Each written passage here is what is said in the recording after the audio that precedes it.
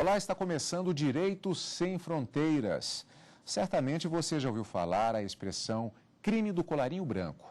Tanto aqui quanto lá fora, é um termo bastante usado de maneira um pouco genérica quando se refere a pessoas influentes que praticam ilícitos penais.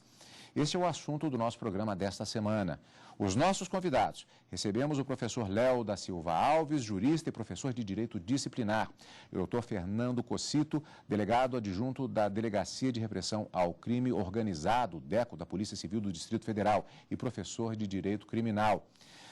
Antes de começarmos a nossa entrevista, eu os convido a assistir uma reportagem feita pela Carolina Pulga, que vai contar, entre outras coisas, como surgiu esta expressão, crime do colarinho branco. Acompanhe.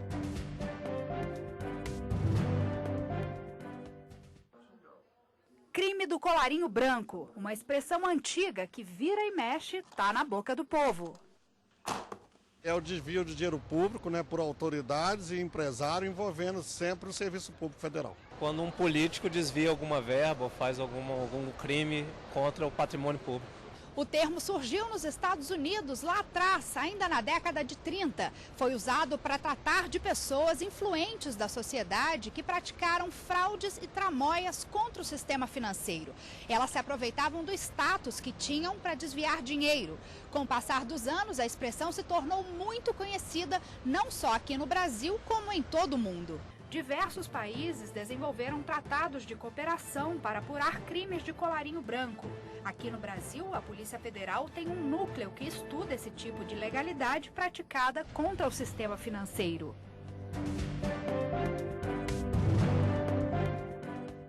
Eu agradeço a presença de ambos aqui nos nossos estúdios da TV Justiça para falar a respeito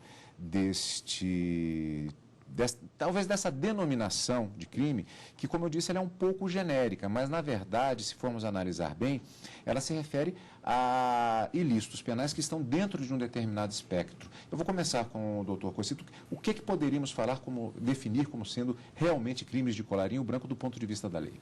Nós poderíamos trabalhar com a ideia de crimes contra a ordem tributária, uma legislação de 90, 8.137, que define crimes formais e materiais envolvendo essa matéria, e também uma legislação de 96, que trata dos crimes contra o sistema financeiro nacional.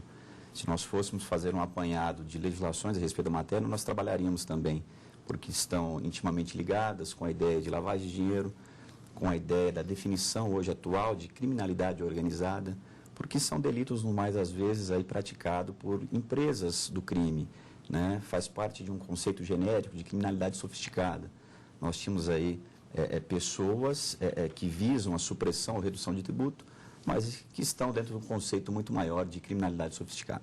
Professor Léo, existe um estereótipo, pode-se dizer, quando se fala, porque eu usei justamente essa referência ao fato de ser uma aplicação um pouco generalizada, mas, como disse o doutor Cocito, há uma previsão legal bem específica, mas há um imaginário coletivo em relação ao quando se fala em crime de colarinho branco.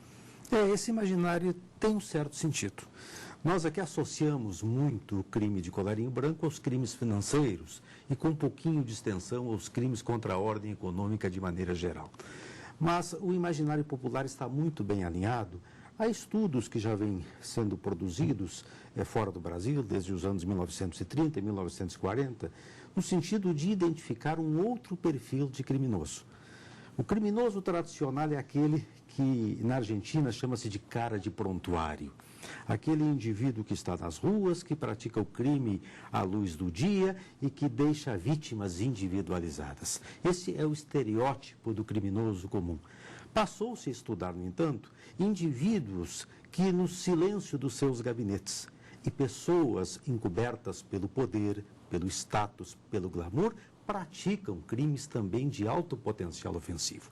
Então, o crime de colarinho branco pode estar associado também a esse perfil, fora, não necessariamente fora dos crimes contra o sistema financeiro, contra a ordem econômica, mas associados à corrupção, associados a situações que causam grande lesividade. São indivíduos, portanto, que ou na política ou à frente de grandes empreendimentos corporativos causam verdadeiros crimes contra a sociedade. Agora, essa associação que se faz, muito comumente se diz que o crime do colarinho branco seria um Crime de rico é uma expressão muito comum.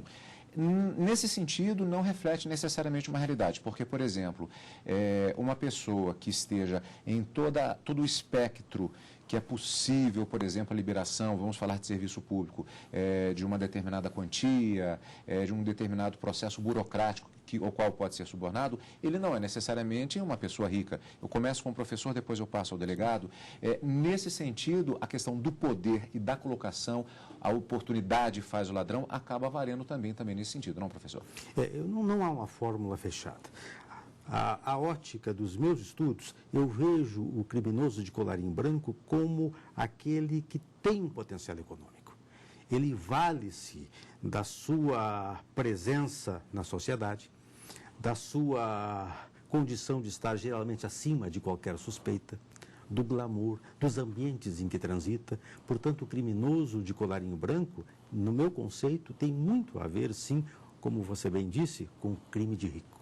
Doutor Cocito, ainda dentro desse mesmo espectro da pergunta que foi feita ao professor Léo, existe uma questão relacionada, por exemplo, vamos falar um pouco, não só de Brasília, mas das capitais, onde há a questão da influência política, que é um processo que existe, e o próprio lobby, que é uma atividade até muito mal vista, particularmente no Brasil, mas dentro dos regimes democráticos, dentro de certos parâmetros, é uma atividade legítima. O que é que diferencia essa atividade dos contatos sociais necessários para o andamento das questões políticas e até financeiras, das requisições que são feitas por parlamentares, por exemplo, do crime propriamente dito? Qual é a distância que existe entre um ponto e outro? O conceito atual de crime organizado, né, é uma reunião de pessoas lá, pelo menos 4 pessoas que se reúnam para a prática permanente de infrações penais. Infrações penais graves, punidas aí com pena de reclusão, com pelo menos 4 anos de reclusão. Quando a gente começa a estudar um pouquinho o conceito de crime organizado, a doutrina aponta também outras características. Uma delas é a conexão com o poder público. Então, essa força que esses personagens têm junto do Estado, de pessoas ligadas à estrutura estatal, passa a existir a infração penal quando essas pessoas acabam influenciando na prática de atos administrativos, acabam se valendo dessa conexão também através de crimes de corrupção ativa e passiva. Então, o lobby, quando ele se transforma na influência política, capaz de alterar um ato administrativo, de retardá-lo, muitas vezes aí visando uma vantagem econômica indevida, passa aí a fazer parte dessa estrutura criminosa. Nós teríamos as duas pontas. Nós teríamos os delinquentes que estão fora da estrutura estatal, mas que, fazendo uma gestão lá dentro, conseguem também fraudar uma licitação, conseguem corromper o agente público a ponto dele também alterar um ato administrativo. Então, o conhecimento por princípios não indica nada, mas a influência a ponto de alterar o ato administrativo, nós já traríamos essas pessoas para dentro da estrutura criminosa. Faço uma pergunta aos dois. O impacto da tecnologia, tanto do ponto de vista da perpetração do crime, quanto também da investigação. Começa com o professor. A tecnologia é fundamental para a elucidação desse tipo de crime. As quadrilhas se organizam, as quadrilhas utilizam os recursos tecnológicos sofisticados e o Estado também deve acompanhá-los. Eu acompanhei recentemente uma discussão de colegas portugueses com colegas espanhóis e se observava que a Espanha tem conseguido, graças a recursos tecnológicos, alcançar esse perfil de crime. Já Portugal não está a apostar nisso. O criminoso comum é mais fácil de ser identificado, é mais fácil de ser preso, é mais fácil de ser julgado, é mais fácil de ser mantido encarcerado. Já o criminoso de colarinho branco exige sofisticado meio de identificação e depois é um tipo de criminoso que conta com defesas milionárias e com poder de toda a ordem que inequivocamente influencia no seu julgamento. Doutor Cocito? Faço aqui alusão às palavras aqui do professor no início aqui do nosso debate, quando ele disse lá, delitos praticados no interior de escritórios, chamados delitos de gabinete, crimes de gabinetes, são delitos que muitas vezes não deixam rastros, né? São pessoas que praticam delitos às ocultas, que estão amparadas aí por tecnologia de ponta. São pessoas que têm lá do lado também profissionais a ponto de indicar os recursos e os meios como deve ser perpetrada aí a empreitada criminosa. Então, a polícia tem que se valer dos mais variados recursos, de recursos também de ponta, tem que se valer de unidades de inteligência policial, tem que se valer da interceptação telefônica, da interceptação e escuta ambientais, tem que se valer também, como hoje é permitido através da legislação, da infiltração de agentes. Então, se eles possuem, de um lado, os recursos tecnológicos de ponta, a polícia também tem que se valer, com autorização judicial, é claro, de tudo aquilo que lhe dispõe a tecnologia, porque são pessoas muito bem preparadas e em infrações penais que, no mais, às vezes, não deixam rastros. Nós falamos a respeito desses aspectos que envolvem o crime do colarinho branco, mas como se já não bastassem as dificuldades, existe o fato de que nós vivemos em um mundo globalizado e o próprio impacto da tecnologia, da utilização de recursos que podem vir até via internet. O que é que isso dificulta em termos de investigação, da atuação de crimes do colarinho branco, quando do envolvimento dessas tecnologias e de quadrilhas internacionais, por exemplo? O caráter transnacional, ele marca também as organizações criminosas. Marcava na legislação antiga, marca também na legislação atual.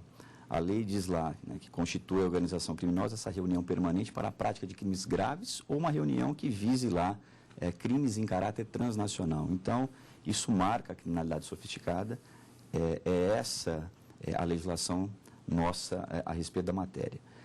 Essa cooperação, ela existe entre as polícias, ela existe e funcionou bem no enfrentamento a drogas aqui no Distrito Federal, e a gente, no último ano, tem passado a buscar essa cooperação também no enfrentamento a delitos de lavagem de dinheiro.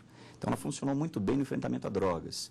A ideia da polícia é trazê-la também no enfrentamento aos mais variados cartéis que existem na capital da República, a crimes do colarinho branco como um todo, como disse bem o professor aqui, mas principalmente também no capítulo de lavagem de dinheiro. Professor Léo, temos tempo ainda nesse primeiro bloco. Como é que o senhor vê justamente essa questão do mundo globalizado e a criminalidade, particularmente no caso do colarinho branco? Num primeiro momento é interessante destacar esse aspecto da cooperação interna, do chamado compartilhamento de informações que há entre as estruturas do Estado aqui. Mas isso seria pouco não houvesse a cooperação internacional. E essa cooperação internacional está crescente. Por exemplo, a Suíça nos apresenta um dado curioso, é exatamente na Suíça que está a maior parte do dinheiro desviado da corrupção no mundo. Mas, ao mesmo tempo, a Suíça é intransigente com a corrupção interna e agora está a desenvolver um amplo trabalho no sentido de investigar a origem desse dinheiro depositado na sua praça.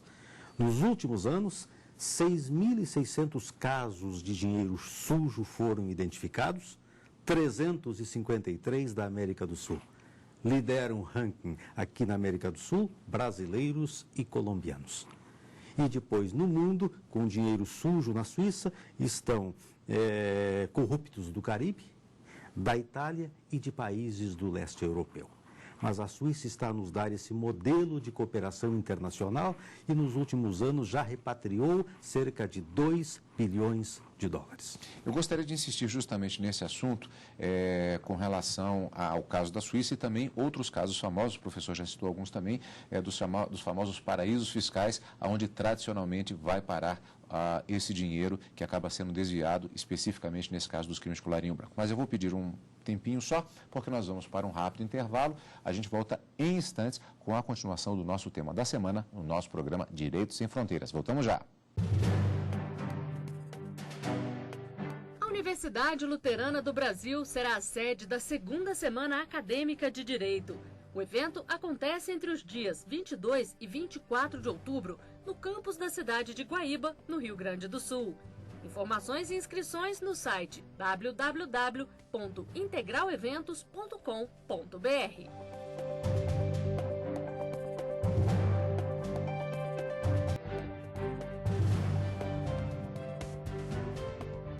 Direitos Sem Fronteiras está de volta. Hoje o programa fala a respeito do crime de colarinho branco no Brasil e no mundo.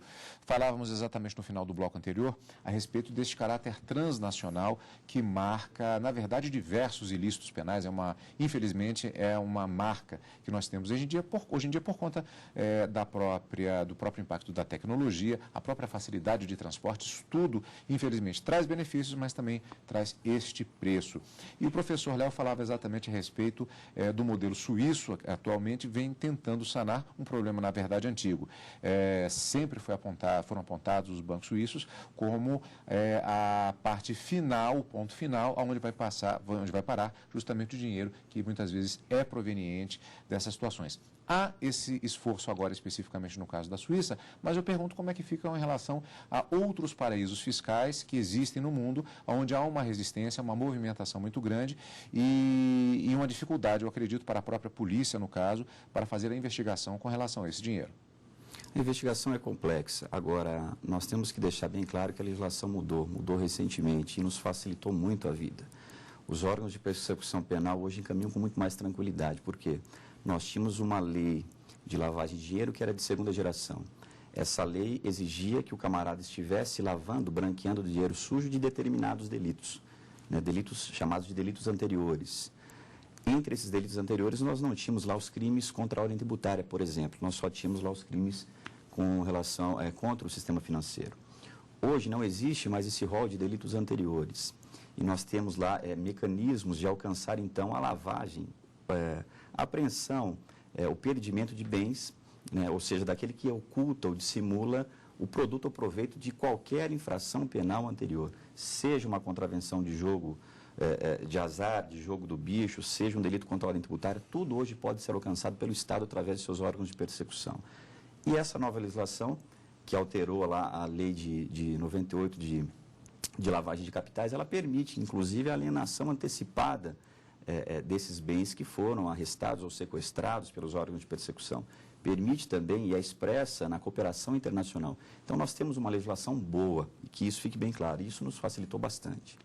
Os demais países, com relação a esse ponto da legislação, professor Léo, há uma equivalência ou há dificuldades em relação a determinados locais para se fazer essa investigação via cooperação? Uns mais, outros menos. E alguns países são substancialmente diferenciados em relação até à severidade da pena. Irã e China, por exemplo, são os países que consideram com a maior gravidade os crimes dessa estatura.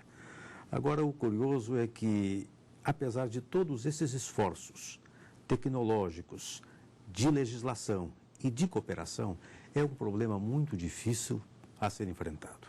Porque por trás da figura do criminoso de colarinho branco, parece-me, está um personagem muito bem descrito pela psiquiatria forense, que é o psicopata corporativo. E o psicopata corporativo não se elimina, não se corrige, não se recupera. E, por conseguinte, por ser um fenômeno da própria natureza, continuará a existir. O enfrentamento do psicopata corporativo não é fácil. Professor, vamos de novo para a questão da globalização. Nós temos uma economia em escala, praticamente nesse sentido.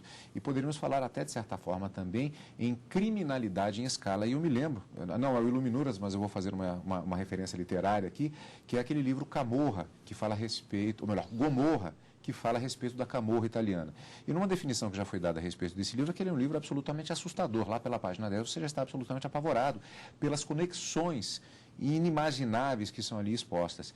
Esse é um outro elemento de dificuldade nos tempos atuais das conexões que se espalham de uma maneira quase incompreensível ou pelo menos não visível com relação ao crime organizado de países totalmente diferentes, da Rússia passando pela Ásia, passando pela Colômbia, chegando ao Brasil. Isso, nós falamos de crime globalizado antes, mas esse elemento específico, esse tipo de conexão, ele é mais assustador ainda. Os chamados crimes transnacionais. Esses são ainda mais complexos do que aqueles que nós estávamos a tratar.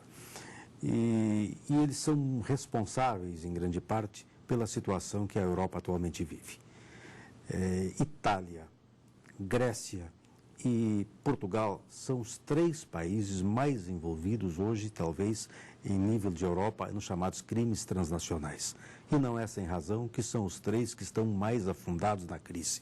Não são crises do povo, são crises das suas elites, dos que vivem da manjedoura do Estado, que vivem em negociatas com seus respectivos governos e praticando crimes além das suas fronteiras.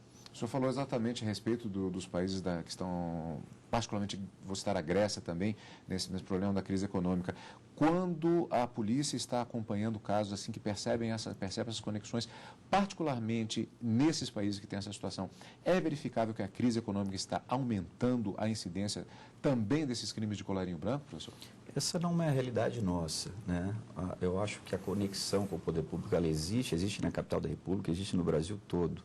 Agora, a criminalidade sofisticada aqui tem como pano de fundo o empresariado. A verdade é essa, nós não temos aqui a criminalidade sofisticada na nossa capital, praticada por bandos, por pequenos empresários ou quadrilhas desestruturadas numa estrutura rudimentar. Ao contrário, nós temos pessoas influentes, nós temos pessoas de assombroso poder aquisitivo, e nós temos pessoas que buscam em Brasília aquela relação com o poder público, com o poder político. Então são grandes empresários, pessoas muito abastadas, que se repetem na capital da República na prática dos mais variados crimes há pelo menos 2 décadas.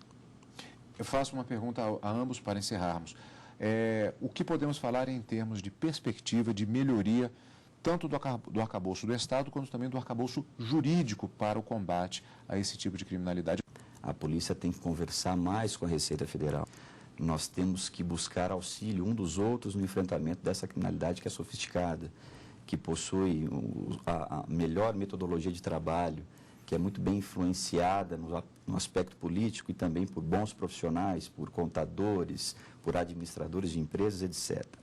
Então, eu acho que a busca por parcerias internas ela é muito bem-vinda. As polícias também, entre os estados, entre a Polícia Civil e a Polícia Federal, também nós temos que conversar mais. Temos que conversar mais com o Ministério Público. E eu acho que a legislação avançou bem. Nós temos aí uma metodologia nova de trabalho no enfrentamento à lavagem de dinheiro, isso é sensacional. Hoje a gente pode buscar aí o produto proveito de qualquer infração penal, seja qual for a infração penal antecedente. Nós temos hoje no Brasil um conceito técnico de organização criminosa, nós temos a possibilidade de infiltração de agentes, de interceptação ambiental. Eu acho que tudo isso tem que ser colocado em prática. Nós temos uma legislação eficiente, só precisamos conversar mais. Professor Léo. Acrescento nessa linha, ratificando tudo o que disse o doutor Fernando, acrescento nessa linha a necessidade da mobilização popular e da conscientização da sociedade. Porque esse enfrentamento exige políticas públicas e exige a aplicação de recursos públicos. Isso deve ser colocado no plano das prioridades. E para isso é preciso que a sociedade se mobilize. E nesse sentido, a sociedade brasileira está passando por uma transformação. Nós vínhamos de um quadro de tolerância. Obter vantagem em tudo era chique nos anos 70. O que importava era que o sujeito fizesse.